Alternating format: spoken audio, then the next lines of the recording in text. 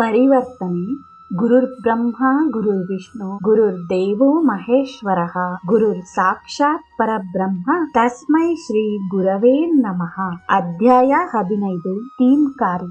The Minerva ರಂಗಮಂದಿರಕ್ಕೆ ಸೇರಿದ ಮೇಲೆ ನಾನು ಅಲ್ಲಿಗೆ ಪ್ರತಿದಿನ ಹೋಗತೊಡಗಿದೆನು. ಹೀಗೆ 5-6 ದಿನಗಳು ಕಳೆದವು. ಅಲ್ಲಿ ನಾನು ಪ್ರೇಕ್ಷಕಳಂತೆ ಕುಳಿತುಕೊಂಡು ನಾಟಕದ ತಾಲೀಮನ್ನು ಗಮನಿಸುತ್ತಾ ಗಿರೀಶ್ ಬಾಬು ಅವರ ನಿರ್ದೇಶನವನ್ನು ನೋಡುತ್ತಿದ್ದೆ. ನನಗೆ ಯಾವ ಪಾತ್ರವೂ ದೊರಕಿರಲಿಲ್ಲ. ನನ್ನನ್ನೇಕೆ ನೇಮಕ ಮಾಡಿಕೊಂಡರು ಎಂದು ಆಶ್ಚರ್ಯ ಪಡುತ್ತಿದ್ದೆನು. ಒಂದು ಸಂಜೆ ತಾಲೀಮು ಆರಂಭವಾಯಿತು. ಪ್ರಮದಾ ಅವರು ಲೇಡಿ ಮ್ಯಾಕ್ಬೆತ್ಲ ಪಾತ್ರದ ಕಲಿಕಾಭಿನಯ ಮಾಡುತ್ತಿದ್ದರು. ಗಿರೀಶ್ ಅವರು ಆಕೆಯ ಅಭಿನಯವನ್ನು ಮೇಲಿಂದ ಮೇಲೆ ತಿದ್ದುತ್ತಿದ್ದರಾದರೂ ಆಕೆ ಅದನ್ನು ಸರಿಪಡಿಸಿಕೊಳ್ಳಲಾಗುತ್ತಿರಲಿಲ್ಲ.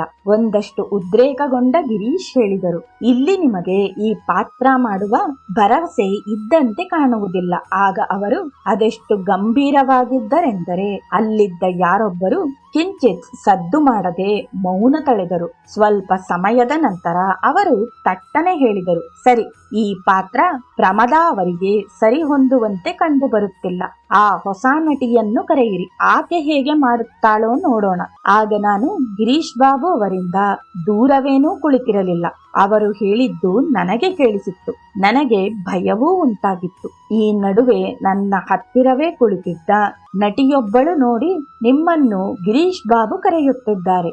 ನಾನು ನಿಧಾನವಾಗಿ ಎದ್ದು ನಿಂತು ಗಿರೀಶ್ ಬಾಬು ಅವರತ್ತ ನಡೆದು ಅವರ ಮುಂದೆ ನಿಂತೆನು. ನನ್ನನ್ನು ಬಹಳ ಗಂಭೀರವಾಗಿ ನೋಡಿ ಹೇಳಿದರು, ಸರಿ, ನೀನು ಈಗ ಪ್ರಮದಾ ಅವರು ಅಭಿನಯ ಮಾಡುತ್ತಿದ್ದ ಪಾತ್ರವನ್ನು ಗಮನಿಸಿದ್ದೀಯಾ? ಆ ಪಾತ್ರವನ್ನು ನಿನಗೆ ಕೊಡಬೇಕೆಂದು ನನ್ನ ಅಪೇಕ್ಷೆ. ನೀನು ಆ ಪಾತ್ರವನ್ನು ಮಾಡಬಲ್ಲೆಯಾ?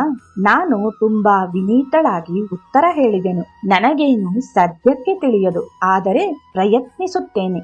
ಗಿರೀಶ್ ಬಾಬು ಅವರು ಪ್ರಮದಾ ಅವರ ಕೈಯಿಂದ ಬರೆದಿದ್ದ ಪ್ರತಿಯನ್ನು ತೆಗೆದುಕೊಂಡು ನನ್ನ ಕೈಗೆ ಇತ್ತರು. ನಂತರ ಅವರು ನನಗೆ ಹೇಳಿದರು, ಆ ಭಾಗವನ್ನು ಒಂದಿಷ್ಟು ಹೇಳು. ನೀನು ಹೇಗೆ ಸಂಭಾಷಣೆ ಹೇಳುತ್ತೀಯಾ ಎಂಬುದನ್ನು ಕೇಳೋಣ.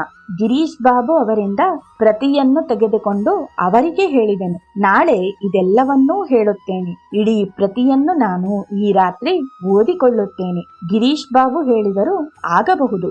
ಇಡೀ ಪ್ರತಿಯನ್ನು ಈಗ ನೀನು ಓದಿಕೊಂಡು ಸಿದ್ಧಳಾಗು. ನಾಳೆ ನೀನು ಇದೆಲ್ಲವನ್ನೂ ಹೇಳಬೇಕಾಗುತ್ತದೆ.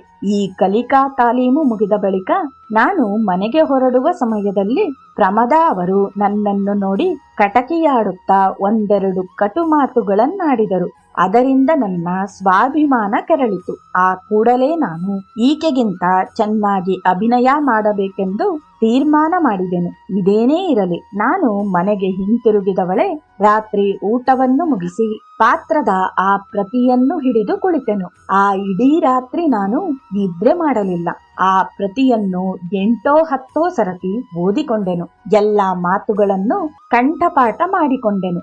ತಾಲೀಮಿನ ಸಮಯದಲ್ಲಿ ಪ್ರಮದಾ ಅವರಿಗೆ ಗಿರೀಶ್ ಬಾಬು ಅವರು ಕೊಡುತ್ತಿದ್ದ ಸೂಚನೆಗಳನ್ನು ಮತ್ತು ಅವರು ತಿದ್ದುತ್ತಿದ್ದ ಸಂದರ್ಭಗಳನ್ನು ನೆನಪಿಗೆ ತಂದುಕೊಂಡೆನು. ಅದೇ ಪ್ರಕಾರ ಆ ಪಾತ್ರವನ್ನು ಮನೆಯಲ್ಲೇ ಕೆಲವು ಬಾರಿ ಅಭಿನಯ ಮಾಡಿ ನೋಡಿಕೊಂಡೆನು. ಮರುದಿನ ನಾನು ರಂಗಮಂದಿರಕ್ಕೆ ಹೋದೆನು. ನನ್ನ ಸರತಿ ಬಂದಾಗ ಗಿರೀಶ್ ಬಾಬು ಅವರು ನನ್ನನ್ನು ಕರೆದರು. ಆ ದಿನ ಅಲ್ಲಿದ್ದ ಅನೇಕರು ನನ್ನ ಮಾತುಗಳನ್ನು ಕೇಳಲು ಉತ್ಸಾಹದಿಂದಿದ್ದರು. ನನಗೆ ಗಿರೀಶ್ ಬಾಬು ಹೇಳಿದರು, ಒಳ್ಳೆಯದು, ಈಗ ನೀನು ಆರಂಭಿಸು, ನಾನು ಕೇಳಿಸಿಕೊಳ್ಳುತ್ತೇನೆ. ನಾನು ಇಡೀ ಪಾತ್ರವನ್ನು ಹೇಳಿ ಮುಗಿಸಿದೆನು. ಹಾಗೆ ಮಾಡಿ ನಾನು ಗಿರೀಶ್ ಬಾಬು ಅವರ ಮರ್ಯಾದೆ ಉಳಿಸಿದೆನು. ಅಲ್ಲಿದ್ದವರೆಲ್ಲರೂ ನನ್ನ ಮಾತುಗಳು ಪ್ರಮದಾ ಅವರಿಗಿಂತ ಉತ್ತಮವಾಗಿದೆ ಎಂದು ಅಭಿಪ್ರಾಯಪಟ್ಟರು. ನನಗೆ ದೊರಕಿದ್ದು ಅತ್ಯಲ್ಪ ಸಾಂಪ್ರದಾಯಿಕ ಶಿಕ್ಷಣ, ಆದರೆ ದೇವರ ದಯೆ ಮತ್ತು ತರಬೇತಿಯಿಂದ ನಾನು ಲೇಡಿ ಮ್ಯಾಕ್ಬೆತ್ಲ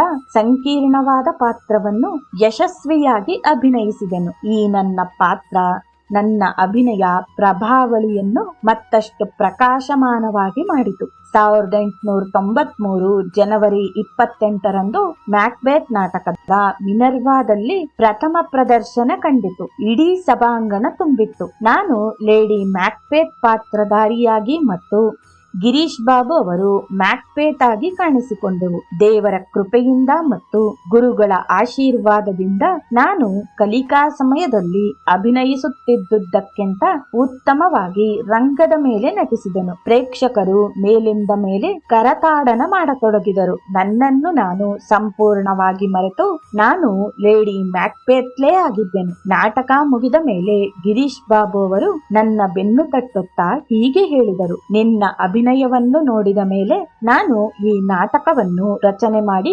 ಯಶಸ್ಸನ್ನು ಕಂಡೆನೆಂದು ನನಗೆ ಅನ್ನಿಸುತ್ತಿದೆ. ಬಂಗಾಳಿ ಜನತೆ ತಮ್ಮ ರಂಗಭೂಮಿಯ ಮೇಲೆ ಒಬ್ಬ ಪ್ರಸಿದ್ಧ ತಾರೆಯು ಇದ್ದಾಳೆಂಬುದನ್ನು ನೋಡಲಿ. ಈ ಮುನ್ನ ನನಗೆ ನೀನು ಇಷ್ಟೊಂದು ಪ್ರಬುದ್ಧ ನಟನೆಯನ್ನು ಇಂತಿಷ್ಟು ತಪ್ಪಿಲ್ಲದಂತೆ ಅಭಿನಯಿಸುತ್ತೀಯಾ ಎಂದು ಅನಿಸಿರಲಿಲ್ಲ. ಗಿರೀಶ್ ಬಾಬು ಅವರ ಹೊಗಳಿಕೆಯ ಮಾತುಗಳನ್ನು ಕೇಳಿ ನನ್ನ ಕಣ್ಣಿನಲ್ಲಿ ನೀರು ತುಂಬಿಕೊಂಡಿತು. ನಾನು ಅವರ ಪಾದಗಳ ಮೇಲೆ ತಲೆಯಿಟ್ಟೆನು. ನನ್ನ ಕೈಯನ್ನು ಹಿಡಿದುಕೊಂಡು ಅವರು ಹೇಳಿದರು: ನೀನು ನಿಜವಾದ ಅಭಿನೇತ್ರಿಯಾಗು ಎಂದು ಆಶೀರ್ವದಿಸುತ್ತೇನೆ. ಮುಂದೆ ನೀನು ಹೇಗೆ ಅಭಿನಯಿಸುತ್ತೀಯಾ ಎಂದರೆ ಬಂಗಾಳಿ ಜನತೆ ನಿನ್ನನ್ನು ಎಂದಿಗೂ ಮರೆಯುವುದಿಲ್ಲ. ಹಾಗೆ ಅಭಿನಯಿಸುತ್ತೀಯ. ಆ ನಂತರ ನನ್ನ ವೇತನ 2ರಷ್ಟಾಯಿತು. ಕಲ್ಕತ್ತೆಯ ಎಲ್ಲಾ ಪತ್ರಿಕೆಗಳು ನನ್ನನ್ನು ಕುರಿತು ಮೆಚ್ಚಿ ಹೊಗಳಿಕೆಯ ಮಾತುಗಳನ್ನು ಬರೆದವು. ಆ ಸಮಯದಲ್ಲಿ ಮ್ಯಾಕ್ಬೆತ್ ನಾಟಕವನ್ನು ಪ್ರತಿ ಶನಿವಾರ ದ ಮಿನರ್ವಾ ರಂಗಮಂದಿರದಲ್ಲಿ ಅಭಿನಯಿಸಲಾಗುತ್ತಿತ್ತು. ಈ ಪಾತ್ರವನ್ನು ಮಾಡಿ ನಾನು ಕೀರ್ತಿವಂತಳಾದೆನು ಮತ್ತು ಅದರ ಪರಿಣಾಮವಾಗಿ ಪ್ರಸಿದ್ಧಿಯ ಶಿಖರವನ್ನೇ ಏರಿದೆನು. ಗಿರೀಶ್ ಈ ನಡುವೆ ಶೇಕ್ಸ್ಪಿಯರ್ನ ಇನ್ನೂ ಹಲವು ನಾಟಕಗಳನ್ನು ಬಂಗಾಳಿ ಭಾಷೆಗೆ ಭಾಷಾಂತರ ಮಾಡಿ ಅಭಿನಯಿಸಲು ತೀರ್ಮಾನಿಸಿದನು. ಮ್ಯಾಕ್ಬೆತ್ ನಾಟಕದ ಮೇಲೆ ಆತ ಅಪಾರ ಹಣದ ಬಂಡವಾಳ ಹಾಕಿದ್ದನು. ಇದಕ್ಕಾಗಿ ಶ್ರೀ ವಿಲ್ಲಿಯಾರ್ಡ್ ಎಂಬ ಕಲಾವಿದನನ್ನು ಕರೆತಂದು ಈ ನಾಟಕಕ್ಕೆ ದೃಶ್ಯಗಳನ್ನು ವರ್ಣದಲ್ಲಿ ಚಿತ್ರಿಸಲು ನೇಮಿಸಿಕೊಂಡಿದ್ದನು. ಹಾಗೆಯೇ ಶ್ರೀ JMP ಎಂಬುವವರು ಇಂಗ್ಲಿಷ್ ಮಾದರಿಯಲ್ಲೇ ನಟ ನಟಿಯರಿಗೆ ಉಡುಗೆ ತೊಡುಗೆಗಳನ್ನು ವಿನ್ಯಾಸಗೊಳಿಸಿದ್ದರು.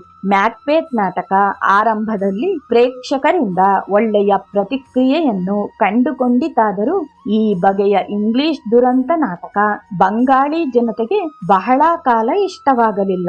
ಆದರೂ ಈ ಅವಧಿಯಲ್ಲಿ ಲೇಡಿ ಮ್ಯಾಕ್ಬೆತ್ ಪಾತ್ರವನ್ನು ಮಾಡಿದ ತೀನ್ಕಾರಿಯ ಅಭಿನಯಕ್ಕೆ ಅಭೂತಪೂರ್ವ ಮೆಚ್ಚುಗೆ ದೊರಕಿತು. ಈ ಕೀರ್ತಿ ಹೇಗಿತ್ತೆಂದರೆ ವಿನೋದಿನಿ ಅಭಿನಯಿಸಿದ ಚೈತನ್ಯ ಲೀಲಾ ನಾಟಕದ ಚೈತನ್ಯರ ಪಾತ್ರಕ್ಕೆ ಸರಿಸಮಾನವಾಗಿತ್ತು. 1893ರ ಫೆಬ್ರವರಿ 5ರಂದು ಗಿರೀಶ್ ರಚಿಸಿದ ಪ್ರಣಯ ಕಥೆ ಆಧರಿಸಿದ ಮುಕುಲ್ ಮುಂಜಾರ ನಾಟಕ ದ ಮಿನರ್ವಾ ರಂಗಮಂದಿರದಲ್ಲಿ ಮೊದಲು ಪ್ರದರ್ಶನಗೊಂಡಿತು. ತೀನ್ಕಾರಿಯು ಅದರಲ್ಲಿ ತಾರಾಳ ಪಾತ್ರ ಮಾಡಿದ್ದಳು.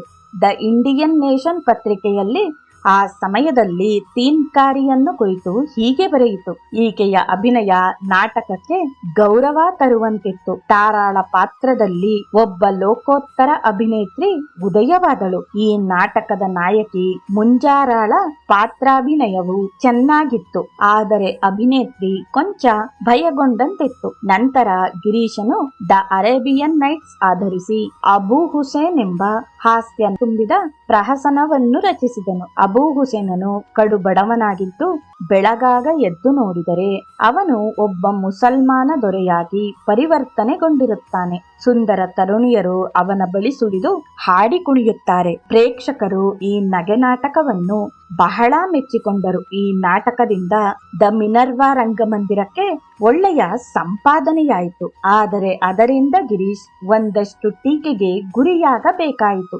ಅನುಸಂಧಾನ್ ಪತ್ರಿಕೆಯ ವಿಮರ್ಶಕರು ಗಿರೀಶ್ನಿಂದ ಸಾಮಾಜಿಕ ಮತ್ತು ಧಾರ್ಮಿಕ ವಿಷಯಾಧಾರಿತ ಚೈತನ್ಯ ಲೀಲಾ ಮತ್ತು ಬಿಲ್ವಮಂಗಲ್ ಠಾಕೋರ್ನಂತಹ ನಾಟಕಗಳನ್ನು ನಾವು ನಿರೀಕ್ಷಿಸಿದ್ದು ಈ ಬಗೆಯ ತೆಳುಹಾಸ್ಯದ ಪ್ರಹಸನವನ್ನು ನೋಡಿ ನಿರಾಸೆಯಾಯಿತು. ಪ್ರಾಯಶಃ ಈ ಟೀಕೆ ಗಿರೀಶ್ನನ್ನು ಚಿಂತೆಗೀಡು ಮಾಡಿತೆನಿಸಿತು. ಹಾಗಾಗಿ ಅವನು ಜನಾ ನಾಟಕವನ್ನು ಬರೆದನು. ಈ ನಾಟಕದಲ್ಲಿ ತೀನ್ಕಾರಿ ನಾಯಕಿ ಪಾತ್ರವನ್ನು ಮಾಡಿದಳು. ಜನಾಳ ಮಗ ಪ್ರಬೀರ್ ಯುದ್ಧ ಭೂಮಿಯಲ್ಲಿ ಸಾವನ್ನಪ್ಪಿದಾಗ ಸೇಡು ತೀರಿಸಿಕೊಳ್ಳಲೆಂದು ಜನ ರಂಗದ ಮೇಲೆ ಹುಚ್ಚಿಯಾಗಿ ಕಾಣಿಸಿಕೊಳ್ಳುತ್ತಾಳೆ. ಈ ಪಾತ್ರದಲ್ಲಿ ತೀನ್ಕಾರಿಯ ಅಭಿನಯ ಎಷ್ಟು ವಾಸ್ತವಕ್ಕೆ ಹತ್ತಿರವಾಗಿದ್ದಿತೆಂದರೆ ಅವಳು ಕರ್ಮಫಲವೇ ರೂಪು ತಾಳಿ ಬಂದಂತೆ ಕಾಣುತ್ತಿದ್ದಳು. ಮಾಡುತ್ತಿದ್ದಳು. ಈ ಪಾತ್ರಕ್ಕೆ ಹೋಲಿಸಿದರೆ ಶೇಕ್ಸ್ಪಿಯರ್ನ 3ನೇ ರಿಚರ್ಡ್ ದೊರೆ ನಾಟಕದಲ್ಲಿ ಬರುವ ಮಾರ್ಗರೆಟ್ ಪಾತ್ರ ಇದರ ನೆರಳು ಎನಿಸುತ್ತದೆ. 1895ರ ಮೇ 18ರಂದು ಗಿರೀಶನ ಕರಮೇತಿ ಬಾಯ್ ನಾಟಕ ದ ಮಿನರ್ವಾದಲ್ಲಿ ರಂಗವೇರಿತು. ಈ ನಾಟಕ ಕರಮೇತಿ ಎಂಬ ಒಬ್ಬ ಕೃಷ್ಣ ಭಕ್ತೆಯ ಕಥೆಯನ್ನು ಆಧರಿಸಿದ್ದು, ಅದು ಭಕ್ತಮಾಲಾ ಎಂಬ ಕೃತಿಯಲ್ಲಿ ವಿಸ್ತೃತಗೊಂಡಿದೆ. ಗಿರೀಶ್ ಈ ನಾಟಕದಲ್ಲಿ ಭಕ್ತಿ ಮತ್ತು ಜ್ಞಾನವನ್ನು ಉದಾತ್ತೀಕರಿಸಿ ಜೀವಂತಗೊಳಿಸಿದ್ದಾನೆ. ತೀನ್ಕಾರಿ ಈ ನಾಟಕದಲ್ಲಿ ನಾಯಕಿಯ ಪಾತ್ರದಲ್ಲಿ ಅಭಿನಯಿಸಿದಳು. ಕರಮೇತಿ ಓರ್ವ ಹಿಂದೂ ವಿಧವೆ. ಆಕೆಯದು ಸಂಪೂರ್ಣ ಸನ್ಯಾಸಿಯ ಜೀವನ. ಆಕೆ ವಿಧವೆಯಾದುದರಿಂದ ಬಿಳಿ ಸೀರೆಯನ್ನು ತೊಡಬೇಕಿತ್ತು. ಆಕೆ ಯಾವುದೇ ಆಭರಣ ತೊಡುವಂತಿಲ್ಲ. ನಾಟಕ ಮೊದಲು ಆರಂಭವಾದ ರಾತ್ರಿ ಅದನ್ನು ನೋಡಲು ತೀನ್ಕಾರಿಯ ಪ್ರಿಯತಮ ಬಂದನು. ಅವನು ಅಲ್ಲಿ ಬಂದು ಕುಳಿತಿದ್ದಾನೆಂಬುದನ್ನು ಬಲ್ಲ ತೀನ್ಕಾರಿ ವಿಧವೆಯ ಉಡುಪಿನಲ್ಲಿ ಆಭರಣ ತೊಡದೆ ಅವನ ಮುಂದೆ ಕಾಣಿಸಿಕೊಳ್ಳಲು ಹಿಂದೆ ಮುಂದೆ ನೋಡಿದಳು. ಸರಳವಾದ ಬಿಳಿ ಸೀರೆಯನ್ನು ತಾನು ಧರಿಸಿದರೆ ತುಂಬಾ ಕುರೂಪಿಯಂತೆ ಕಾಣುತ್ತೇನೆಂದು ಭಾವಿಸಿದ ತೀನ್ಕಾರಿ ಆ ಪಾತ್ರದ ವೇಷ ಹಾಕಲು ನಿರಾಕರಿಸಿದಳು. ರಂಗದ ಮೇಲೆ ಸಂಗೀತಗಾರರು ಮುನ್ನುಡಿಯ ಸಂಗೀತವನ್ನು ನುಡಿಸಿದ್ದೇ ನುಡಿಸಿದ್ದು, ಆದರೆ ರಂಗದ ತೆರೆ ಮಾತ್ರ ಮೇಲೆ ಸರಿಯುವಂತಿಲ್ಲ. ಸಭಾಂಗಣದಲ್ಲಿ ಕುಳಿತಿದ್ದ ಪ್ರೇಕ್ಷಕರು ಗಲಾಟೆ ಹಚ್ಚಿಕೊಂಡರು. ಇದನ್ನು ತಿಳಿದ ಗಿರೀಶ್ ಕೂಡಲೇ ಪ್ರಸಾದನಾ ಕೊಠಡಿಗೆ ಕಾಲಿಟ್ಟವ ಜೋರಾಗಿ ಅಬ್ಬರಿಸಿದನು. ಒಬ್ಬ ಕ್ಷೌರಿಕನನ್ನು ಕರೆಸಿರಿ. ನಾನೇ ತಲೆ ಬೋಳಿಸಿಕೊಂಡು ಕರಮೇತಿಯ ಪಾತ್ರ ಮಾಡುತ್ತೇನೆ. ನಾನು ಯಾರನ್ನು ಹೊಗಳಬೇಕಾದ ಅಗತ್ಯವಿಲ್ಲ. ಹಾಗೆಯೇ ಬೇಜವಾಬ್ದಾರಿಯ ಓರ್ವ ನಟಿಯನ್ನು ನಾನು ಗಣನೆಗೆ ತೆಗೆದುಕೊಳ್ಳುವುದಿಲ್ಲ. ನಾಟಕ ಮಂದಿರದ ಮಾಲೀಕರಾದ ನಾಗೇಂದ್ರ ಬಾಬು ಅವರಿಗೆ ವಿಷಯ ತಿಳಿಯಿತು. ತೀನ್ಕಾರಿ ಏಕೆ ವಿಧವೆಯ ಪಾತ್ರದಲ್ಲಿ ಕಾಣಿಸಿಕೊಳ್ಳಲು ಇಷ್ಟಪಡುತ್ತಿಲ್ಲ ಎಂಬುದನ್ನು ಅರಿತ ಅವರು ಆಕೆಯ ಪ್ರಿಯತಮ ಕುಳಿತಿದ್ದ ವಿಶೇಷ ಆಸನವಿದ್ದಲ್ಲಿಗೆ ಬಂದು ಪರಿಸ್ಥಿತಿಯನ್ನು ಅವನಿಗೆ ವಿವರಿಸಿ ಹೇಳಿದರು. ಆತನಕ್ಕೂ ರಂಗಮಂದಿರದಿಂದಲೇ ಹೊರನಡೆದನು. ಆತನ ಕ್ಷಮೆ ಕೋರುತ್ತಾ ನಾಗೇಂದ್ರ ಬಾಬು ಆತ ತನ್ನ ಗಾಡಿ ಇದ್ದ ಕಡೆಗೆ ಹೋಗುವ ತನಕವೂ ಜೊತೆಯಲ್ಲಿ ಹೋಗಿ ಅವನನ್ನು ಕಳಿಸಿಕೊಟ್ಟರು. ತೀನ್ಕಾರಿಗೆ ತನ್ನ ಪ್ರಿಯತಮ ರಂಗಮಂದಿರದಿಂದ ನಿರ್ಗಮಿಸಿದನೆಂದು ತಿಳಿದ ಕೂಡಲೇ ರಂಗದ ಮೇಲೆ ಕಾಣಿಸಿಕೊಳ್ಳಲು ಸಿದ್ಧಗೊಂಡಳು. ಆಕೆ ರಂಗದ ಮೇಲೆ ಕಾಣಿಸಿಕೊಂಡ ಕೂಡಲೇ ಪ್ರೇಕ್ಷಕರು ಹರ್ಷಗೊಂಡರು. ನಂತರ ನಾಟಕವನ್ನು ಎಲ್ಲರೂ ಸಂತೋಷದಿಂದ ನೋಡಿ ಆಸ್ವಾದಿಸಿದರು. ತೀನ್ಕಾರಿಯ ವೈಯಕ್ತಿಕ ಬದುಕಿನ ಬಗೆಗೆ ತಿಳಿದಿರುವುದು ಅತ್ಯಲ್ಪ. ಕೀರ್ತಿವಂತಳಾಗಿದ್ದ ಅವಳನ್ನು ಹಲವು ಮಂದಿ ಮೋಹಪಾಶಕ್ಕೆ ಸೆಳೆಯಲು ಪ್ರಯತ್ನಿಸಿರಬಹುದು. ಆದರೆ ಆಕೆ ಆ ದಿನ ಅವಳ ಅಭಿನಯವನ್ನು ನೋಡಲು ಬಂದಿದ್ದವನೊಂದಿಗಷ್ಟೇ ಜೀವನ ಸಾಗಿಸಿದಳು. ಗಿರೀಶ್ನ ಮಿತ್ರರೊಬ್ಬರು ಅಂದರೆ ಉತ್ತರ ಕೋಲ್ಕತ್ತೆಯ ಓರ್ವ ಸಿರಿವಂತ ವ್ಯಕ್ತಿಯ ಹೃದಯವನ್ನು ತೀನ್ಕಾರಿಯ ಸೌಂದರ್ಯ, ದಾಕ್ಷಿಣ್ಯಪರ ನಡವಳಿಕೆ ಮತ್ತು ಲವಲವಿಕೆಯ ಅಭಿನಯ ಸೆರೆ ಹಿಡಿದಿದ್ದುಂಟು. ಅವರು ಆಕೆಯನ್ನು ವಿವಾಹವಾಗುವ ಆಲೋಚನೆಯನ್ನು ಮುಂದಿಟ್ಟು ಆಕೆಗೆ ಸಂಕಟ ತಂದಿದ್ದರು. ಅಭಿನಯ ವೃತ್ತಿಯನ್ನು ತೊರೆದು ಒಬ್ಬ ಸಿರಿವಂತನ ಮನೆಯಲ್ಲಿ ಮಡದಿಯಾಗಿರುವ ವಿಚಾರ ಆಕೆಗೆ ಇಷ್ಟವೇ ಇರಲಿಲ್ಲ. ಈ ವಿಚಾರವಾಗಿ ಆಕೆ ತನ್ನ ಗುರು ಗಿರೀಶ್ನೊಂದಿಗೆ ಚರ್ಚಿಸಿದಳು. ಗಿರೀಶ್ ಹೇಳಿದನು, ಇಲ್ಲ, ನಿನ್ನನ್ನು ಮದುವೆಯ ಬಂಧನಕ್ಕೆ ಕಟ್ಟಿಹಾಕಿಕೊಳ್ಳುವುದು ಬೇಡ. ಹಣವೇ ಮುಖ್ಯವಲ್ಲ. ನೀನು ಪ್ರತಿಭಾವಂತೆ. ಮುಂದೆ ನೀನು ಸುಪ್ರಸಿದ್ಧ ತಾರೆಯಾಗುವೆ. ತೀನ್ಕಾರಿ ಆ ಸಿರಿವಂತ ವ್ಯಕ್ತಿಯ ವಿವಾಹ ಪ್ರಸ್ತಾಪವನ್ನು ನಿರಾಕರಿಸಿದಳು. ಆತನಕ್ಕೂ ಇದಿಷ್ಟನ್ನಷ್ಟೇ ಹೇಳಿದನು. ನೋಡಿ, ನಿಮ್ಮ ಸೌಂದರ್ಯವು ಶಾಶ್ವತವಲ್ಲ. ಹಾಗೆಯೇ ನಿಮ್ಮ ಅಭಿನಯವೂ ತಾತ್ಕಾಲಿಕ. ನನ್ನೊಂದಿಗೆ ನೀವು ಬಾಳುವುದಾದರೆ ನಿಮ್ಮ ಜೀವನಕ್ಕೆ ಕ್ಷೇಮ ಮತ್ತು ರಕ್ಷೆ ಎರಡೂ ದೊರಕುತ್ತದೆ. ಆಗಲಿ, ನೀವು ನಿಮ್ಮ ಅಭಿನಯವನ್ನು ಮುಂದುವರಿಸಿಕೊಂಡು ಹೋಗಿ. ನಾನು ನಿಮಗೋಸ್ಕರ ಕಾಯುತ್ತೇನೆ.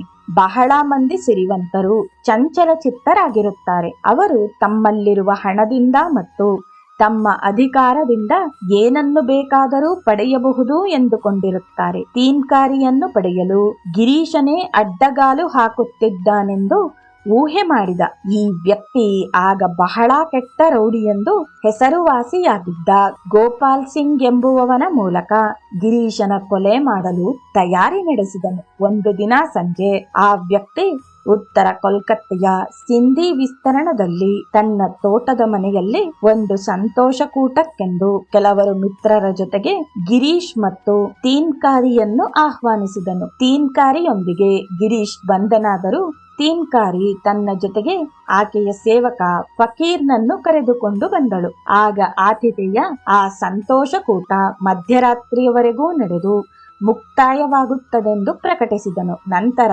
ಗಿರೀಶ್ ಮತ್ತು ತೀನ್ಕಾರಿಯನ್ನುಳಿದು ಇತರರೆಲ್ಲರೂ ತೆರಳುತ್ತಾರೆಂದು ತಾನು ಗಿರೀಶ್ ಮತ್ತು ತೀನ್ಕಾರಿಯೊಂದಿಗೆ ಯಾವುದೋ ವ್ಯವಹಾರ ಮಾತನಾಡಬೇಕಾಗಿದೆ ಎಂದು ತಿಳಿಸಿದನು. ಆ ರಾತ್ರಿ ಆ ಇಡೀ ಮನೆಗೆ ಊಟ, ತಿಂಡಿ, ಮದ್ಯಪಾನ, ನರ್ತನ, ಹಾಡುಗಳಿಂದ ಪ್ರತಿಧ್ವನಿಸಿತು.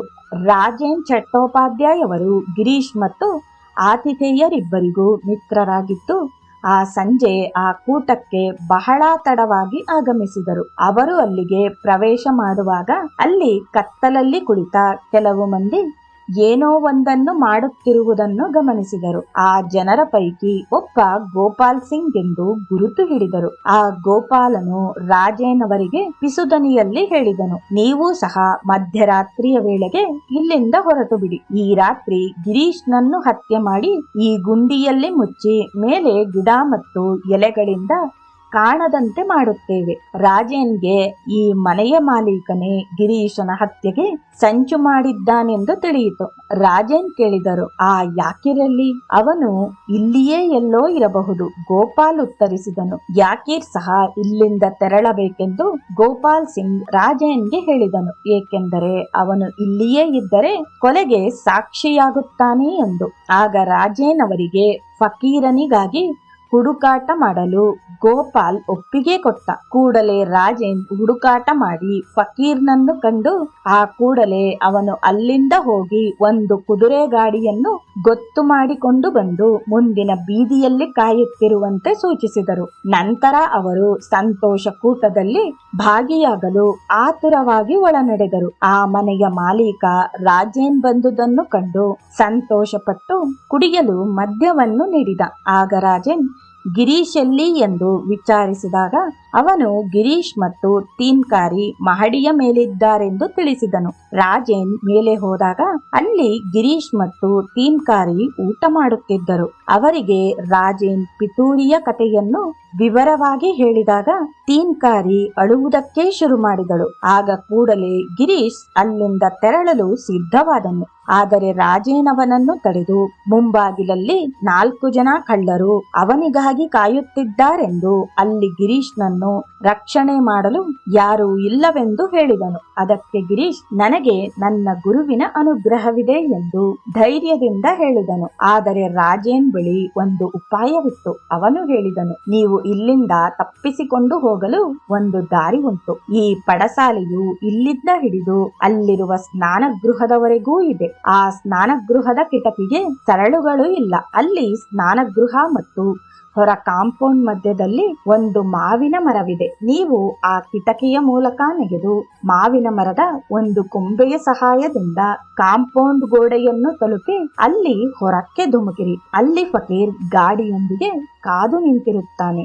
ಆಗ 1 ನಿಮಿಷವೂ ತಡ ಮಾಡದೆ ಗಿರೀಶ್, ತೀನ್ಕಾರಿ ಮತ್ತು ರಾಜನ್ ತಪ್ಪಿಸಿಕೊಳ್ಳುವ ಮಾರ್ಗ ಹಿಡಿದರು. ಹೀಗೆ ಗಿರೀಶನ ಕೊಲೆಯ ಪ್ರಯತ್ನ ವಿಫಲವಾಯಿತು. ನಂತರ ತೀನ್ಕಾರಿ ಸರಿಸುಮಾರು 4 ವರ್ಷಗಳವರೆಗೆ ದ ಮಿನರ್ವಾ ರಂಗಮಂದಿರದಲ್ಲಿ ಅಭಿನಯಿಸಿ ಅಪಾರ ಹಣ ಮತ್ತು ಕೀರ್ತಿಯನ್ನು ಗಳಿಸಿದಳು. ಒಂದು ಸಂದರ್ಭದಲ್ಲಿ ಗಿರೀಶ್ ಮತ್ತು ನಾಗೇಂದ್ರ ಬಾಬು ಅವರ ನಡುವೆ ಭಿನ್ನಾಭಿಪ್ರಾಯ ತಲೆದೂರಿ ಗಿರೀಶನು ಮಿನರ್ವಾ ರಂಗಮಂದಿರವನ್ನು ತೊರೆದನು. ತೀನ್ಕಾರಿಯೂ ಸಹ ತನ್ನ ಗುರುವನ್ನು ಹಿಂಬಾಲಿಸಿದಳು. ನಂತರ ಆಕೆಯು the classic, the grand, the Kohinoor, the national, Girish ಸಂಬಂಧವಿಟ್ಟುಕೊಂಡ ಹಲವು ರಂಗಮಂದಿರಗಳಲ್ಲಿ, ದ ಥೆಸ್ಪಿಯಸ್ ಟೆಂಪಲ್ ಮತ್ತು ದ ಮನ್ಮೋಹನ್ ರಂಗಮಂದಿರಗಳು ಒಳಗೊಂಡಂತೆ ಅಭಿನಯಿಸಿದಳು. ಆಕೆ ಹಲವು 10 ಪಾತ್ರಗಳನ್ನು ಅಭಿನಯಿಸಿದಳು ಮತ್ತು ಆಕೆ ಯಾವಾಗಲೂ ನಾಟಕದ ನಾಯಕಿಯ ಪಾತ್ರಕ್ಕೆ ನೇಮವಾಗುತ್ತಿದ್ದಳು. ವಿಲ್ವಮಂಗಳ್ನಲ್ಲಿ ಪಗಲಿನಿ, ಪಾಂಡವ್ ಗೌರವ್ನಲ್ಲಿ ಸುಭದ್ರೆ, ಕಪಾಲ್ ಕುಂಡಾಲದಲ್ಲಿ ಮತಿ ಬೀಬಿ, ಅಭಿಮನ್ಯು ಬನ್ನಲ್ಲಿ ಅಭಿಮನ್ಯು, ದುರ್ಗೇಶ್ ನಂದಿನಿಯಲ್ಲಿ ಬಿಮಲ, ದೇವಿ ಚೌಧುರಾಣಿಯಲ್ಲಿ ಪ್ರಫುಲ್ಲ ಮತ್ತು ಛತ್ರಪತಿ ಶಿವಾಜಿಯಲ್ಲಿ ಜೀಜಾಬಾಯಿ ಈ ಪಾತ್ರಗಳನ್ನು ಮಾಡಿ ಆಕೆ ತನ್ನ ಅಭಿನಯವನ್ನು ನೋಡಿದ ಪ್ರೇಕ್ಷಕರ ಮನಸ್ಸಿನ ಮೇಲೆ ಎಂದೆಂದೂ ಮರೆಯದಂತಹ ಮುದ್ರೆಯನ್ನುತ್ತಿದ್ದಾಳೆ. ಅಭಿನಯ ಕಲಾ ಪ್ರವೃತ್ತಿಯ ಜೊತೆಗೆ ತೀನ್ಕಾರಿ ಆಳವಾದ ಧಾರ್ಮಿಕ ಮನೋಭಾವದವಳೂ ಆಗಿದ್ದಳು. ಅವಳ ಹೃದಯದ ಆಂತರ್ಯದಲ್ಲಿ ದೇವರನ್ನು ಕುರಿತು ಭಕ್ತಿಯ ಪ್ರವಾಹವೇ ಹರಿಯುತ್ತಿತ್ತು. ಆದರೆ ಆಕೆ ಅದನ್ನು ಪ್ರದರ್ಶನ ಮಾಡುತ್ತಿರಲಿಲ್ಲ. ಆಕೆ ಚಿಕ್ಕವಳಾಗಿದ್ದಾಗಿನಿಂದಲೂ ಒಮ್ಮೆಯಾದರೂ ಮಾನಸಿಕವಾಗಿ ದೇವರಿಗೆ ಪ್ರಾರ್ಥನೆ ಸಲ್ಲಿಸದೆ ರಾತ್ರಿ ಮಲಗುತ್ತಿರಲಿಲ್ಲ. ನಂತರ ಆಕೆ ಸಿರಿವಂತಳಾದ ಮೇಲೆ ಆಕೆಯ ಮನೆಯಲ್ಲಿ ಬಾಡಿಗೆಗೆ ಇದ್ದವರು ಆಕೆಯನ್ನು ಮನೆಯಲ್ಲಿ ಒಂದು ಧಾರ್ಮಿಕ ಹಬ್ಬವನ್ನು ಆಚರಿಸುವಂತೆ ಸಲಹೆ ಮಾಡಿದರು. ಆದರೆ ತೀನ್ಕಾರಿ ಗೊಣಗುತ್ತಾ ಅವರಿಗೆ ಪ್ರತಿಕ್ರಿಯೆ ನೀಡಿದಳು.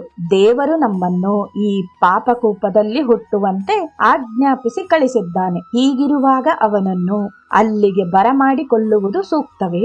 ನಾನು ಹಾಗೆ ಮಾಡಿದರೆ ಅದನ್ನು ಕಂಡ ಜನರು ಹೀಗೆ ಹೇಳಿಕೊಂಡು ನಗುತ್ತಾರೆ. ಇದೆಂತಹ ಭಕ್ತಿಯೋ?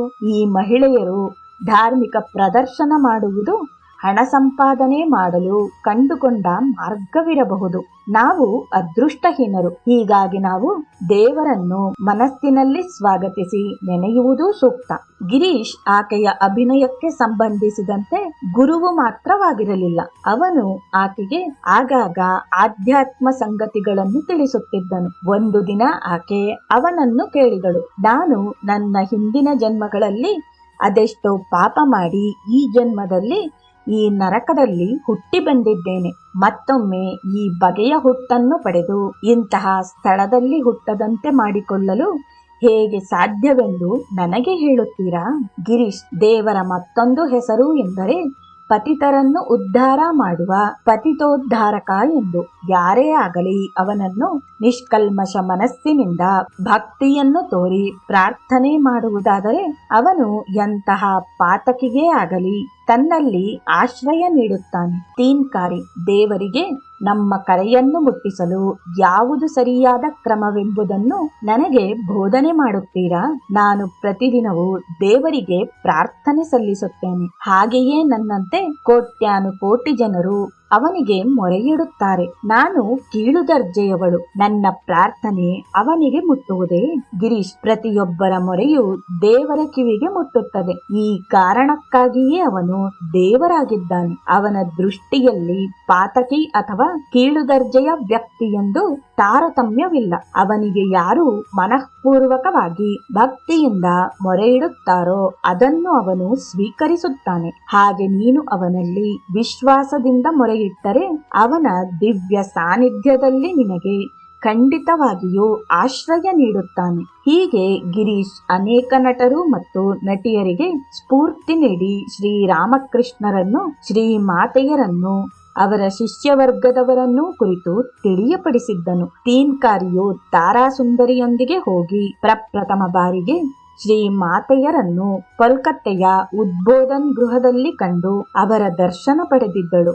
ಶ್ರೀಮಾತೆಯವರು ಬಿಲ್ವಮಂಗೋಲ್ ಠಾಕೋರ್ ನಾಟಕದಲ್ಲಿ ತೀನ್ಕಾರಿಯ ಅಭಿನಯವನ್ನು ನೋಡಿದ್ದರು. ಈಕೆಯ ಭೇಟಿಯನ್ನು ಆಶುತೋಷ್ ಮಿತ್ರ ಅವರು ಹೀಗೆ ನೆನಪು ಮಾಡಿಕೊಂಡಿದ್ದಾರೆ. ಸುಪ್ರಸಿದ್ಧ ಅಭಿನೇತ್ರಿ ತೀನ್ಕಾರಿಯು ಶ್ರೀಮಾತೆಯವರ ದರ್ಶನಾರ್ಥಿಯಾಗಿ ಬಂದರು. ಆಗ ಸಹೋದರಿ ಲಕ್ಷ್ಮಿ ಆಕೆಯನ್ನು ಒಂದು ಹಾಡನ್ನು ಹಾಡುವಂತೆ ಕೇಳಿಕೊಂಡರು. ತುಂಬಾ ಸಂಕೋಚದಿಂದ ತೀನ್ಕಾರಿ, ನಿಮಗಾಗಿ ನಾನು ಎಂತಹ ಹಾಡನ್ನು ಹಾಡಬಲ್ಲೆನು? ಶ್ರೀಮಾತೆ, ನೀನು ಬಿಲ್ವಮಂಗಳ್ ನಾಟಕದಲ್ಲಿ ಪಗಲಿನಿಯು ಹಾಡುವ ಆ ಹಾಡನ್ನು ಹಾಡುವುದಾದರೆ ಅದ್ಭುತವಾಗಿರುತ್ತದೆ. ತೀನ್ಕಾರಿಯು ಈ ಪಾತ್ರವನ್ನು ಅಭಿನಯಿಸಿದ್ದಳು. ಆ ಹಾಡನ್ನು ಹಾಡಲು ಸಿದ್ಧವಾದಳು. ಆಗ ಬೆಳಗಿನ 9:30 ಸಮಯ. ನಾವೆಲ್ಲರೂ ಕೆಳಗಿನ ಅಂತಸ್ತಿನಲ್ಲಿ ನಮ್ಮ ದೈನಂದಿನ ಕೆಲಸಗಳಲ್ಲಿ ಮಗ್ನರಾಗಿದ್ದೆವು. ತಕ್ಷಣ ಅವರಿಗೆ ತೀನ್ಕಾರಿಯ ಮಧುರ ಮತ್ತು ಮಂಜುಳ ನಿನಾದದಲ್ಲಿ ಶಯನಾತ್ರಾಗದಲ್ಲಿ ಆ ಹಾಡನ್ನು ಹಾಡತೊಡಗಿದುದು ಕೇಳಿ ಬಂದಿತು. ಅವನು ನನ್ನ ಕೈ ಹಿಡಿದುಕೊಂಡು ಜೊತೆಯಲ್ಲಿ ಮುನ್ನಡೆಸುತ್ತಾನೆ. ನಾವು ನಮ್ಮ ಕೆಲಸಗಳನ್ನು ಅಷ್ಟಕ್ಕೆ ನಿಲ್ಲಿಸಿ ಅವರ ಹಾಡನ್ನು ಕೇಳಲು ಮಹಡಿಯ ಮೇಲಕ್ಕೆ ಹೋದೆವು. ಶರತ್ ಮಹಾರಾಜ್ ಏನನ್ನೋ ಬರೆಯುತ್ತಿದ್ದರು. ಹಾಡುವುದನ್ನು ಕೇಳಿ ಅವರ ಕೈಲಿದ್ದ ಲೇಖನಿ ಹಾಗೆಯೇ ಜಾರಿ ಬಿದ್ದು ಅವರ ಹಾಡು ಕೇಳುವುದರಲ್ಲಿ ಮೈಮರೆತರು. ಯೋಗಿನ್ಮ ತರಕಾರಿಯನ್ನು ಹೆಚ್ಚುತ್ತಿದ್ದವರು ಎದ್ದು ಮಹಡಿಯ ಮೇಲಕ್ಕೆ ಬಂದರು. ಅಡುಗೆಯವರು ಮತ್ತು ಅವರ ಸಹಾಯಕರೆಲ್ಲರೂ ಹಾಡು ಕೇಳಿ ತಮ್ಮ ಕೆಲಸವನ್ನು ಅಷ್ಟಕ್ಕೆ ನಿಲ್ಲಿಸಿ ಅಲ್ಲಿಗೆ ಬಂದರು. ನಾನು ಮಹಡಿಯ ಮೇಲಕ್ಕೆ ಹೋದಾಗ ಶ್ರೀ ಮಾತೆಯವರು ತಮ್ಮ ಪೂಜಾ ಕೈಂಕರ್ಯವನ್ನು ಮುಗಿಸಿಕೊಂಡಿದ್ದು ನೆಲದ ಮೇಲೆ ಕುಳಿತು ಹಾಡು ಕೇಳುತ್ತಿರುವುದನ್ನು ನಾನು ಗಮನಿಸಿದೆನು. ತೀನ್ಕಾರಿಯು ಶ್ರೀರಾಮಕೃಷ್ಣರ ಸಮಾಧಿಯ ಸಮೀಪದ ಪುಟ್ಟ ಪಡಸಾಲೆಯ ಬಾಗಿಲಲ್ಲಿ ಕುಳಿತಿದ್ದಳು. ಆಕೆಯ ಮನದುಂಬಿ ಬಂದ ಭಕ್ತಿಭಾವ ಹಾಡಾಗಿ ಹೊನಲಿನಂತೆ ಹರಿಯತೊಡಗಿ ಆಕೆಯ ಗಾಯನ ಇಡೀ ಆ ಗೃಹವೇ ಪ್ರತಿಧ್ವನಿಸುವಂತೆ ಕೇಳತೊಡಗಿತ್ತು. ಅವನು ನನ್ನ ಕೈ ಹಿಡಿದುಕೊಂಡು ಮುನ್ನಡೆಸುತ್ತಾನೆ. ನಾನು ಎಲ್ಲಿಯೇ ಹೋಗಲಿ ಅಲ್ಲಿಗೆ ನನ್ನನ್ನು ಹಿಂಬಾಲಿಸುತ್ತಾನೆ. ನಾನು ಅವನನ್ನು ಕೇಳದೇ ಇದ್ದರೂ ಸಹ ಶ್ರೀಮಾತೆಯವರು ಶ್ರೀರಾಮಕೃಷ್ಣರ ಕಡೆಗೆ ದೃಷ್ಟಿ ಹರಿಸಿ ಹಾಗೆ ಕಣ್ಣು ಮುಚ್ಚಿಕೊಳ್ಳುತ್ತಾರೆ. ಕೆಲವು ನಿಮಿಷಗಳ ನಂತರ ಕಣ್ಣು ತೆರೆಯುತ್ತಾರೆ. ನಮಗೆ ಅವರು ಅಂತರ್ಮುಖಿಗಳಾದರು ಎಂದು ಅನಿಸಿತು. ಅವರ ಕಣ್ಣುಗಳು ತೆರೆದಿದ್ದರೂ ಅವರು ಏನನ್ನು ದೃಷ್ಟಿಸುತ್ತಿರಲಿಲ್ಲ. ತೀನ್ಕಾರಿ ಹಾಡನ್ನು ಮುಂದುವರಿಸಿದಳು. ನನ್ನ ಮುಖವನ್ನು ಅವನು ಅನುರಾಗದಿಂದ ಒರೆಸುತ್ತಾನೆ. ನನ್ನ ಮುಖವನ್ನು ದೃಷ್ಟಿ ನೆಟ್ಟು ನೋಡುತ್ತಾನೆ. ನಾನು ಮುಗುಳ್ನಗೂ ನಕ್ಕರೆ ಅವನೂ ನಗುತ್ತಾನೆ. ನಾನು ಅತ್ತರೆ ಅವನೂ ಅಳುತ್ತಾನೆ. ಅದೆಷ್ಟೋ ಪ್ರೀತಿಯಿಂದ ಅವನು ನನ್ನನ್ನು ಜೋಪಾನ ಮಾಡುತ್ತಾನೆ. ಇಡೀ ಆ ಮನೆಯೇ ಸ್ತಬ್ಧವಾಗಿದೆ. ಅದರಲ್ಲಿ ಯಾರೂ ಇಲ್ಲವೇನೋ ಎಂಬಂತೆ ಅಲ್ಲಿದ್ದ ಪ್ರತಿಯೊಬ್ಬರೂ ಭಾವಾವೇಶದಲ್ಲಿ ಮುಳುಗಿ ಹೋಗಿ ಔನ್ನತ್ಯದ ಭಾವನೆಗಳಿಂದ ತುಂಬಿದ್ದರು. ಅದು ತೀನ್ಕಾರಿಯ ಸುಮಧುರ ಗಾಯನದ ಪ್ರಭಾವವೋ ಅಥವಾ ಶ್ರೀಮಾತೆಯವರ ದಿವ್ಯ ತೇಜಸ್ಸಿನ ಪ್ರಭಾವವೋ ಯಾರು ಹೇಳಲು ಸಾಧ್ಯ? ತೀನ್ಕಾರಿ ಆ ಗೀತೆಯ ಕೊನೆಯ ಸಾಲುಗಳನ್ನು ಹಾಡಿ ಮುಗಿಸಿದಳು. ಹಾಗಾಗಿ ನನ್ನ ಅರಿವಿಗೆ ಬಂದಿತು, ಅಮೂಲ್ಯವಾದ ಅವನು ಇಲ್ಲವೆಂದು ಯಾರು ಹೇಳುತ್ತಾರೆ? ನೀವೇ ಬಂದು ನೋಡಿರಿ, ಈ ಮಾತು ಸತ್ಯವೋ ಅಥವಾ ಸಟೆಯೋ ಎಂಬುದನ್ನು. ಅವನು ತನ್ನ ಅನನ್ಯ ಪ್ರೀತಿಯಿಂದ ನನ್ನೊಂದಿಗೆ ಮಾತನಾಡುತ್ತಿದ್ದಾನೆ. ಶ್ರೀಮಾತೆಯವರು ಆಹಾ ಆಹಾ ಎಂದು ಭಾವಾವೇಶದಿಂದ ಉದ್ಗರಿಸಿದರು. ತೀನ್ಕಾರಿ ಹಾಡನ್ನು ಮುಕ್ತಾಯ ಮಾಡಿದಳು. ಶ್ರೀಮಾತೆಯವರು ಅದೇ ಭಾವೋನ್ಮಾದ ಸ್ಥಿತಿಯಲ್ಲೇ ಸ್ವಲ್ಪ ಸಮಯ ಮುಂದುವರಿದರು. ಆಗ ಅಲ್ಲೆಲ್ಲ ಮಹಾಮೌನ. ನಂತರ ಅವರು ಒದ್ದೆಯಾಗಿದ್ದ ತಮ್ಮ ಕಣ್ಣುಗಳನ್ನು ಒರೆಸಿಕೊಂಡು ತೀನ್ಕಾರಿಗೆ ಹೇಳಿದರು, ಮಗಳೇ, ನೀನು ಅದೆಂತಹ ಮಹೋನ್ನತ ಹಾಡನ್ನು ಹಾಡಿದೆ. 1903 ಮೇ 9 ದ ಕ್ಲಾಸಿಕ್ ರಂಗಮಂದಿರದಲ್ಲಿ ಅಭಿನಯಿಸಿದ ಗಿರೀಶನ ಭ್ರಾಂತಿ ನಾಟಕದಲ್ಲಿ ತೀನ್ಕಾರಿಯು ಅನದಾ ಪಾತ್ರವನ್ನು ಅಭಿನಯಿಸಿದಳು. ಈ ನಾಟಕದಲ್ಲಿ ಅಭಿನಯಿಸಲೆಂದು ಗಿರೀಶ್ ಶ್ರೇಷ್ಠ ನಟನಟಿಯರನ್ನೇ ಆಯ್ಕೆ ಮಾಡಿಕೊಂಡಿದ್ದನ್ನು ಮತ್ತು ಅದರಲ್ಲಿ ತೀನ್ಕಾರಿಯು ನೀಡಿದ ಅಭಿನಯ ಮನೋಜ್ಞವಾಗಿತ್ತು. ಕೆಲವು ರಾತ್ರಿಗಳ ಅಭಿನಯದ ನಂತರ ತೀನ್ಕಾರಿಯು ಕಾಯಿಲೆ ಬಿದ್ದು ನಟನೆಯನ್ನು ನಿಲ್ಲಿಸಬೇಕಾಯಿತು. ಆಗ ಆಕೆಗೆ 33 ವರ್ಷಗಳು ಮತ್ತು ಆಕೆಗೆ ಮಧುಮೇಹ ಕಾಣಿಸಿಕೊಳ್ಳತೊಡಗಿತ್ತು. ಆಕೆಯ ವೈದ್ಯರು ರಂಗಭೂಮಿಯನ್ನು ತೊರೆಯುವಂತೆ ಆಕೆಗೆ ಸಲಹೆ ನೀಡಿದರು. ಏಕೆಂದರೆ ಅವಳ ವೃತ್ತಿಯ ಒತ್ತಡ ಆಕೆಯ ಆರೋಗ್ಯದ ಮೇಲೆ ಅತ್ಯಂತ ಕೆಟ್ಟ ಪರಿಣಾಮ ಉಂಟು ಮಾಡುತ್ತಿತ್ತು. ಸಾಮಾನ್ಯವಾಗಿ ಪ್ರತಿ ರಾತ್ರಿಯೂ ನಾಟಕಾಭಿನಯಕ್ಕೆ ಸಂಬಂಧಿಸಿದ ಕೆಲಸ 5-6 ಗಂಟೆಗಳವರೆಗೂ ನಿರಂತರ ಹಲವು ದಿನಗಳವರೆಗೆ ಮುಂದುವರಿಯುತ್ತಿತ್ತು. ಆಕೆ ತಾತ್ಕಾಲಿಕವಾಗಿ ರಂಗಭೂಮಿಯಿಂದ ದೂರ ಉಳಿದರೂ ಅಭಿನಯವೆಂಬುದು ಆಕೆಗೆ ಒಂದು ರೀತಿಯ ವ್ಯಾಮೋಹ. ಆಕೆಯ ಕೃಶಗೊಂಡಿದ್ದ ಶರೀರ ಮನೆಯಲ್ಲಿದ್ದರೆ ಆಕೆಯ ಮನಸ್ಸು ರಂಗಮಂದಿರದಲ್ಲಿರುತ್ತಿತ್ತು. ಹೀಗೆ ಅನಾರೋಗ್ಯ ಪೀಡಿತಳಾಗಿದ್ದರು. ಮತ್ತೊಮ್ಮೆ 1905ರಿಂದ 1909 ಆಗಾಗ ಅಭಿನಯಿಸುವುದನ್ನು ಮುಂದುವರೆಸಿದಳು. ಬಯಸಿದಳು. ಬಹುತೇಕ 1910ರಲ್ಲಿ ಆಕೆ ತನ್ನ ವೈದ್ಯರ ಸಲಹೆಯ ಮೇರೆಗೆ ಬದಲಾವಣೆಗೆಂದು ವಾರಣಾಸಿಗೆ ಹೋದಳು. ಅಲ್ಲಿ 1 ತಿಂಗಳು ಪೂರ್ಣ ವಿಶ್ರಾಂತಿ ಪಡೆದಳು. ಅದರ ಪರಿಣಾಮವಾಗಿ ಆಕೆಯ ಆರೋಗ್ಯ ಸುಧಾರಿಸಿ ಕಳೆದು ಹೋಗಿದ್ದ ಶಕ್ತಿ ಚೈತನ್ಯಗಳು ಮರಳಿ ಬಂದಂತಾಗಿತ್ತು. ವಾರಣಾಸಿಯ ವೈದ್ಯರಿಗೆ ಅವಳ ಆರೋಗ್ಯ ಸುಧಾರಣೆ ತೃಪ್ತಿಕರವಾಗಿತ್ತು. ಆದರೆ ಅವರು ಮುಂದಿನ 1 ವರ್ಷದವರೆಗೆ ವಿಶ್ರಾಂತಿಯನ್ನು ತೆಗೆದುಕೊಳ್ಳಬೇಕೆಂದು ಸಲಹೆ ನೀಡಿದರು. ವಾರಣಾಸಿಯಲ್ಲಿ 4 ತಿಂಗಳವರೆಗೆ ಇದ್ದು ವಿಶ್ರಾಂತಿಯ ಬಳಿಕ ತಾನು ಪೂರ್ಣ ಗುಣಮುಖಳಾಗಿದ್ದೇನೆ ಎಂದುಕೊಂಡಳು. ಒಂದು ದಿನ ಮಧ್ಯಾಹ್ನ ಊಟ ಮುಗಿಸಿಕೊಂಡು ಮಹಡಿಯ ಮೇಲಿನ ಪಡಸಾಲೆಯಲ್ಲಿ ಕುಳಿತು ವಿಶ್ರಾಂತಿ ಪಡೆಯುತ್ತಾ ಆಲೋಚನೆಯಲ್ಲಿ ಮುಳುಗಿದಳು. ಯಾವ ಪುರುಷಾರ್ಥಕ್ಕೆಂದು ಈ ಶರೀರವನ್ನು ಪೋಷಿಸುವುದು?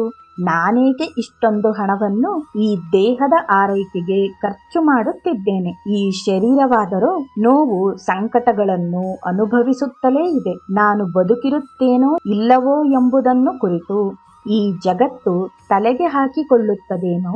ನಾನು ಮರಣಿಸಿದರೆ ಯಾರೊಬ್ಬರು 1 ಹನಿ ಕಣ್ಣೀರು ಹಾಕುವವರಿಲ್ಲ. ಹಾಗಿರುವಾಗ ನಾನೇಕೆ ಬಹಳ ಕಾಲ ಬದುಕಿರಬೇಕೆಂದು ಹೋರಾಟ ಮಾಡಬೇಕು? ಹೀಗೆ ಆಕೆ ಎಷ್ಟೆಷ್ಟು ಹೆಚ್ಚಾಗಿ ಆಲೋಚಿಸತೊಡಗಿದಳೋ ಅಷ್ಟೆಷ್ಟು ಆಕೆ ತನ್ನ ದೇಹದೊಂದಿಗೆ ಹೊಂದಿದ್ದ ಬಂಧನದಿಂದ ದೂರವಾಗತೊಡಗಿದಳು.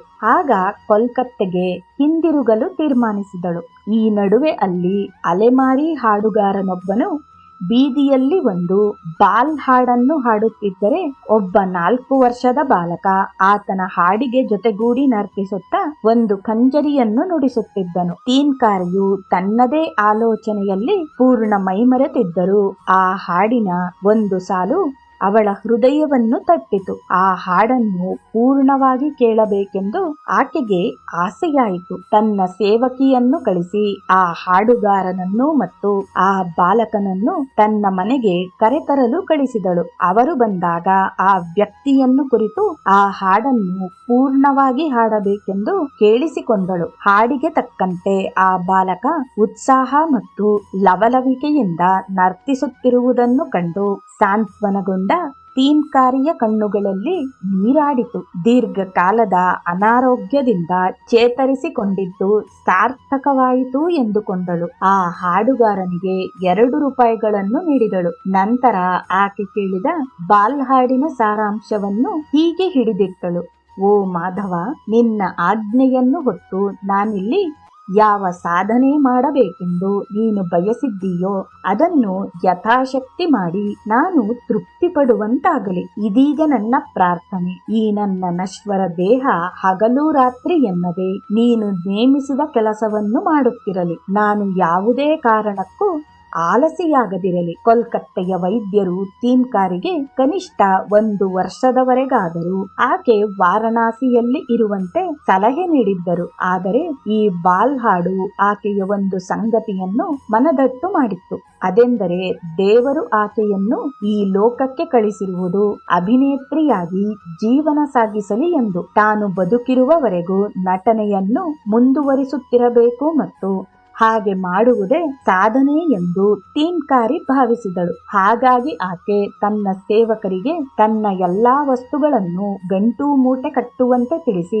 3 ದಿನಗಳ ನಂತರ ಕೋಲ್ಕತ್ತೆಗೆ ಪ್ರಯಾಣ ಬೆಳೆಸಿದಳು. ಕೋಲ್ಕತ್ತೆಗೆ ಬಂದ ತರುವಾಯ ಗಿರೀಶ್ನನ್ನು ಭೇಟಿ ಮಾಡಿದಳು. ಆಗ ಅವನು ದ ಮಿನರ್ವಾ ಥಿಯೇಟರ್ನ ವ್ಯವಸ್ಥಾಪಕನಾಗಿದ್ದನು. ಗಿರೀಶ್ ಆಕೆಗೆ ಹೇಳಿದನು, ನೀನು ಚಿಕ್ಕವಳಾಗಿದ್ದಂದಿನಿಂದಲೂ ನಟನೆ ಮಾಡುತ್ತಲೇ ಬಂದಿರುವೆ. ಹಾಗಾಗಿ ಏನನ್ನೂ ಮಾಡದೆ ಮನೆಯಲ್ಲಿ ಉಳಿಯುವುದು ಒಳಿತಲ್ಲವೇನೋ. ನೀನು ರಂಗಭೂಮಿಗೆ ಮರಳಿ ಬಾ. ಆದರೆ ನೀನು ಹೆಚ್ಚು ಶ್ರಮ ತೆಗೆದುಕೊಳ್ಳದಂತೆ ನೋಡಿಕೊಳ್ಳಬೇಕು. ಗಿರೀಶ್ ತನ್ನ ನೂತನ ನಾಟಕ ತಪೋಬಲ್ದಲ್ಲಿ ಆಕೆಗೆ ಬದರಿ ಎಂಬ ಚಿಕ್ಕ ಪಾತ್ರ ಮಾಡುವಂತೆ ಹೇಳಿದನು. ಈ ನಾಟಕ ಮಿನರ್ವಾದಲ್ಲಿ 1911ರ ನವೆಂಬರ್ 18ರಂದು ರಂಗವೇರಿತು. ನಂತರ ತೀನ್ಕಾರಿ 1912 2022 ಜನವರಿ 28ರವರೆಗೆ ನಟನೆಯನ್ನು ಮುಂದುವರಿಸಿ ಪ್ರೇಕ್ಷಕರ ಮನಸ್ಸಿನ ಮೇಲೆ ಚಿರಸ್ಥಾಯಿಯಾಗಿ ಉಳಿಯುವ ಪ್ರಭಾವ ಬೀರಿದಳು. ಆ ಬಳಿಕ ಆಕೆಗೆ ಅಭಿನಯವನ್ನು ಮುಂದುವರಿಸಲು ಆರೋಗ್ಯ ಸಹಕರಿಸಲಿಲ್ಲ. ಇದಾದ 11 ದಿನದ ಬಳಿಕ 1912 ಫೆಬ್ರವರಿ 8ರಂದು ಗಿರೀಶ್ ಮರಣ ಹೊಂದಿದನು. ಈ ಘಟನೆಯಿಂದಾಗಿ ತೀನ್ಕಾರಿ ತತ್ತರಿಸಿ ಹೋದಳು. ಏಕೆಂದರೆ ಆಕೆಗೆ ಗಿರೀಶ್ ಗುರುವಷ್ಟೇ ಆಗಿರದೆ ಮಾರ್ಗದರ್ಶಕನೂ ಆಗಿದ್ದನು. ಗಿರೀಶನ ಮರಣಾನಂತರ ತೀನ್ಕಾರಿ ರಂಗಮಂದಿರದೊಂದಿಗಿದ್ದ ತನ್ನ ನಿರಂತರ ಸಂಪರ್ಕವನ್ನು ಕಡಿದುಕೊಂಡಳು. ಇದಾದ ಬಳಿಕ ಆಕೆ ಕೇವಲ 5 ವರ್ಷಗಳವರೆಗೆ ಮಾತ್ರ ಜೀವಿಸಿದ್ದಳು. ಈ ಅವಧಿಯಲ್ಲಿ ಯಾವುದೇ ರಂಗಮಂದಿರದ ವ್ಯವಸ್ಥಾಪಕರು ಗಿರೀಶನ ನಾಟಕಗಳನ್ನು ಅಭಿನಯಿಸುವ ಸಂದರ್ಭದಲ್ಲಿ ಕೆಲವು ರಾತ್ರಿಗಳಷ್ಟೇ ಹಿಂದೆ ತಾನು ಮಾಡುತ್ತಿದ್ದ ಪಾತ್ರಗಳನ್ನು ಅಭಿನಯಿಸುತ್ತಿದ್ದಳು. ಅದಕ್ಕಾಗಿ ಆಕೆ ಒಂದು ಪ್ರದರ್ಶನಕ್ಕೆ 100 ರೂಪಾಯಿಗಳನ್ನು ತೆಗೆದುಕೊಳ್ಳುತ್ತಿದ್ದಳು. ಆ ಸಮಯದಲ್ಲಿ ಮತ್ತೆ ಯಾವ ಒಬ್ಬ ಬಂಗಾಳಿ ರಂಗಭೂಮಿಯ ಅಭಿನೇತ್ರಿಯು 50 ರೂಪಾಯಿಗಳಿಗಿಂತ ಹೆಚ್ಚು ಸಂಭಾವನೆ ಪಡೆಯುತ್ತಿರಲಿಲ್ಲ. ತೀನ್ಕಾರಿಯು ಸುಪ್ರಸಿದ್ಧ ತಾರೆಯಾಗಿದ್ದುದರಿಂದ ಆಕೆ ಅಪಾರ ಸಂಖ್ಯೆಯ ಪ್ರೇಕ್ಷಕರನ್ನು ಆಕರ್ಷಿಸುತ್ತಿದ್ದಳು. ವ್ಯವಸ್ಥಾಪಕರ ಕೋರಿಕೆಯ ಮೇರೆಗೆ ಆಕೆ ದ ಥೆಸ್ಪಿಯನ್ ಟೆಂಪಲ್ ರಂಗಮಂದಿರದಲ್ಲಿ 1915 ಆಗಸ್ಟ್ 7ರಿಂದ ಸೆಪ್ಟೆಂಬರ್ 1ರವರೆಗೆ ಅಭಿನಯಿಸಿದಳು. ಮತ್ತೆ ಆಕೆ ದ ಮನ್ಮೋಹನ್ ರಂಗಮಂದಿರದಲ್ಲಿ 1915 ಅಕ್ಟೋಬರ್ 22ರಿಂದ 1916ರ ಆರಂಭದ ದಿನಗಳವರೆಗೆ ಅಭಿನಯಿಸಿದಳು. ಯಾವಾಗ ಆಕೆ ಅಭಿನಯವನ್ನು ಮಾಡುವುದು ಸಾಧ್ಯವೇ ಇಲ್ಲವೆಂಬ ಹಂತವನ್ನು ತಲುಪಿದಳೋ ಆಗಷ್ಟೇ ಆಕೆ ರಂಗಭೂಮಿಯಿಂದ ನಿರ್ಗಮಿಸಿದಳು. 1917ರಲ್ಲಿ ಆಕೆಯ ತೋಳಿನ ಮೇಲೆ ಒಂದು ಹುಣ್ಣು ಕಾಣಿಸಿಕೊಂಡಿತು. ಅದಕ್ಕೆ ಕೋಲ್ಕತ್ತೆಯಲ್ಲಿದ್ದ ಅತ್ಯುತ್ತಮ ವೈದ್ಯರಿಂದ ಔಷಧೋಪಚಾರ ಮಾಡಿಸಿಕೊಂಡಳು. ಆದರೆ ಅದು ಗುಣವಾಗಲಿಲ್ಲ. ಶಸ್ತ್ರಚಿಕಿತ್ಸೆ ಮಾಡಿಸಿಕೊಳ್ಳಲು ಅವಳು ಇಷ್ಟಪಡುತ್ತಿರಲಿಲ್ಲ.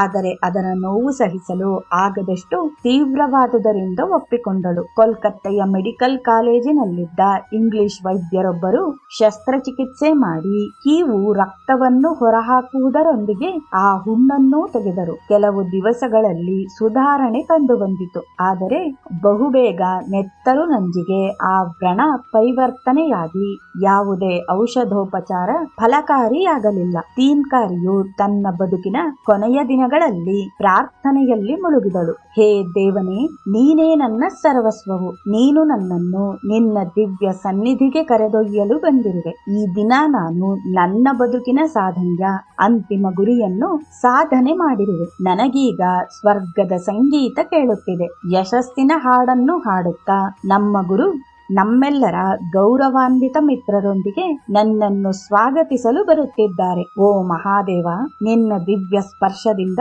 ನನ್ನ ಎಲ್ಲಾ ಬಯಕೆಗಳನ್ನು ಪೂರೈಸುವ ದೇವನೇ, ಪತಿತರನ್ನು ಉದ್ಧಾರ ಮಾಡುವವನೇ, ನಿನ್ನ ದಿವ್ಯ ಸ್ಪರ್ಶದಿಂದ ನನ್ನ ಎಲ್ಲಾ ಪಾಪಗಳು ತೊಳೆದು ಹೋಗಿ ನಾನಿಂದು ಪವಿತ್ರಳಾಗಿದ್ದೇನೆ. ನನ್ನ ಹೃದಯದ ತುಂಬ ಈಗ ಪ್ರೀತಿ ಮತ್ತು ಭಕ್ತಿಗಳೇ ತುಂಬಿಕೊಂಡಿವೆ. ಅಭಿನೇತ್ರಿಯಾಗಿ ನನ್ನ ಬದುಕು ಯಶಸ್ಸನ್ನು ಕಂಡಿದೆ. ನಾನು ಕೃತಾರ್ಥಳಾಗಿದ್ದೇನೆ. ನಿನಗೆ ವಂದನೆ, 1000 ನಮಸ್ಕಾರಗಳು. ನೀನು ಓ ದೇವನೇ ನನ್ನೆಲ್ಲ ಆಸೆಗಳನ್ನು ಈಡೇರಿಸಿರುವೆ. ಅನಾಥರನ್ನು ಕೈ ಹಿಡಿದು ಮೇಲೆತ್ತುವ ನಿನ್ನ ಅಪರಿಮಿತ ಅನುಗ್ರಹ ಮತ್ತು ಪ್ರೀತಿ ತುಂಬಿದ ಕರುಣೆಯ ದರ್ಶನ ನನಗಾಗಿದೆ. ಶಸ್ತ್ರಚಿಕಿತ್ಸೆಯಾದ 3ನೇ ದಿವಸ ಈ ನಾಯಕಿ ಶಿರೋಮಣಿ ತೀನ್ಕಾರಿಯು ತನ್ನ ಅಂತಿಮ ಪ್ರಾರ್ಥನೆಯನ್ನು ಸಮರ್ಪಿಸಿದಳು. ಆ ದಿನ ಸಂಜೆ 8 ಗಂಟೆಗೆ ಈ ಜಗತ್ತು ಎಂಬ ರಂಗಭೂಮಿಯಿಂದ ನಿರ್ಗಮಿಸಿದಳು. ಆಕೆಯ ಮೃತದೇಹವನ್ನು ಹೂವು ಹಾರಗಳಿಂದ ಅಲಂಕರಿಸಲಾಯಿತು. ಕೋಲ್ಕತ್ತೆಯ ಎಲ್ಲಾ ಸಹೋದ್ಯೋಗಿ ನಟನಟಿಯರು ಮತ್ತು ಮಿತ್ರರು ಬಂದು ಆಕೆಗೆ ಅಂತಿಮ ನಮನ ಸಲ್ಲಿಸಿದರು. ಕೋಲ್ಕತ್ತೆಯ ಸಮೀಪದ ಗಂಗಾ ನದಿಯ ತಟದಲ್ಲಿದ್ದ ನೀಮ್ತಾಲ ರುದ್ರಭೂಮಿಗೆ ಆಕೆಯ ಶವವನ್ನು ತೆಗೆದುಕೊಂಡು ಹೋಗಲಾಯಿತು. ಮರುದಿನ ಬೆಳಿಗ್ಗೆ 11 ಗಂಟೆಗೆ ಸರಿಯಾಗಿ ಶ್ರೀಗಂಧದ ಕೊರಡುಗಳು, ತುಪ್ಪ, ಸುಗಂಧ ದ್ರವ್ಯಗಳು, ಸಾಂಬ್ರಾಣಿ, ಧೂಪ ಮುಂತಾದವುಗಳಿಂದ ಕೂಡಿದ ಚಿತೆ ಸಿದ್ಧವಾಯಿತು. ಅದಕ್ಕೆ ಅಗ್ನಿಸ್ಪರ್ಶವಾದ ಕೂಡಲೇ ತೀನ್ಕಾರಿಯ ಭೌತಿಕ ಶರೀರ ಸುಟ್ಟು ಭಸ್ಮವಾಗಿ ಆಕೆಯ ದಿವ್ಯಾತ್ಮ ಆಕೆಯ ಪ್ರೀತಿಪಾತ್ರ ಪರಮೇಶ್ವರನ ಸನ್ನಿಧಿಗೆ ತಲುಪಿತು. ತೀನ್ಕಾರಿಯು ಮರಣ ಹೊಂದುವುದಕ್ಕಿಂತ ಮುನ್ನ ಒಂದು ಉಯಿಲನ್ನು ಸಿದ್ಧಪಡಿಸಿದಳು. ಅದರಲ್ಲಿ ತನ್ನ 2 ಮನೆಗಳಲ್ಲಿ ಒಂದನ್ನು ಬಾರಾ ಬಜಾರ್ ಆಸ್ಪತ್ರೆಗೆ, ಮತ್ತೊಂದನ್ನು ತನ್ನ ಪ್ರಿಯಕರ, ತನ್ನನ್ನು ಜೀವನ ಪರ್ಯಂತ ನೋಡಿಕೊಂಡ ಆ ಪ್ರಿಯತಮನಿಗೆ ಕೃತಜ್ಞತೆಯನ್ನು ಸಲ್ಲಿಸಲು ಅವನ ಮಗನಿಗೆ ಸೇರಬೇಕೆಂದು ಬರೆದಿದ್ದಳು. ಆಕೆಯ ಚಿನ್ನದ ಆಭರಣಗಳನ್ನು ಮಾರಿ ಬಂದ ಹಣವನ್ನು ಆಕೆಯ ಸಂಸ್ಕಾರಕ್ಕೆ ಮತ್ತು ಶ್ರಾದ್ದಕ್ಕೆ ಬಳಕೆ ಮಾಡಿಕೊಳ್ಳಲಾಯಿತು. ಹೀಗೆ ಖರ್ಚು ಮಾಡಿ ಉಳಿದ ಹಣದಲ್ಲಿ ಆಕೆಯ ಮನೆಯಲ್ಲಿದ್ದ ಬಾಡಿಗೆದಾರರೆಲ್ಲರಿಗೂ ಒಬ್ಬರಿಗೆ 50 ರೂಪಾಯಿಗಳಂತೆ ನೀಡಲಾಯಿತು. ತೀನ್ಕಾರಿಯು ತನ್ನ ಧಾರಾಳತನಕ್ಕೆ ಪ್ರಸಿದ್ಧಳಾಗಿದ್ದಳು. ಆಕೆ ಬದುಕಿದ್ದಾಗ ಯಾರೇ ಭಿಕ್ಷುಕರಿರಲಿ ಆಕೆಯಿಂದ ಹಣ ಇತ್ಯಾದಿಗಳನ್ನು ಪಡೆಯದೆ ಮುಂದೆ ಹೋಗುತ್ತಿರಲಿಲ್ಲ. ಸಂಸ್ಕೃತದಲ್ಲಿ ಒಂದು ಮಾತಿದೆ, ಕೀರ್ತಿರ್ರಸ್ಯ ಸಜೀವತಿ. ಕೀರ್ತಿವಂತರು ಎಂದಿಗೂ ಜೀವಿಸುವವರೇ. ತೀನ್ಕಾರಿ, ವಿನೋದಿನಿ ಮತ್ತು ತಾರಾ ಸುಂದರಿಯರು ನಿಜಕ್ಕೂ ಪ್ರತಿಭಾನ್ವಿತ ಅಭಿನೇತ್ರಿಯರು. ಬಂಗಾಳಿ ರಂಗಭೂಮಿಯ ಇತಿಹಾಸದಲ್ಲಿ ಇವರು ಶಾಶ್ವತವಾಗಿ ನೆಲೆ ಕಂಡುಕೊಂಡಿದ್ದಾರೆ. ಜೈ ಶ್ರೀರಾಮಕೃಷ್ಣ.